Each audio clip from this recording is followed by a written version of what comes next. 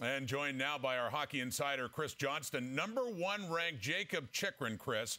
He's a rarity, 23 years of age, a defenseman with 3 years left in his contract, and apparently available to the highest bidder. Who are the front runners to get him?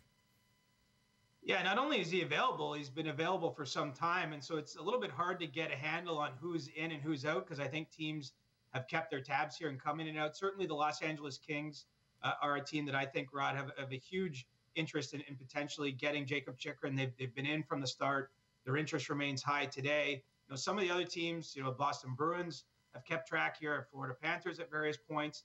And, I think that they've found the price a little bit high. And so, as we get closer and closer to that March 21st trade deadline, I think teams are looking to see, does Arizona reduce the ask a little bit? At one point, they wanted 4 assets in exchange for Jakob Chychrun, because obviously no one has stepped up and met that price to this point, or he already would have been dealt.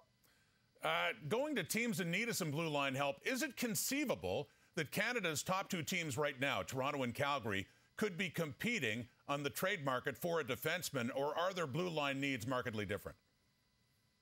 I think it's conceivable they're competing for the same group of players. I mean, look, in a perfect world, the Leafs are probably adding another player that can play on the right side of their blue line. I think the Flames are looking more for someone who can play on the left side of their blue line. But that doesn't mean that these needs won't intersect. We already know when Calgary made the trade for Tyler Toffoli with the Montreal Canadiens that they had discussions on Ben Chiarot.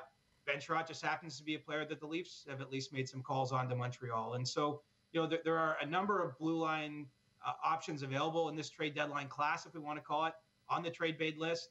But, in terms of the top end, I think it's conceivable the Flames and Leafs are not just competing to maybe win a Stanley Cup at some point, but for some of these same players. And we are less than a month away from the March 21st NHL trade deadline. Chris Johnston, thanks for this, Chris.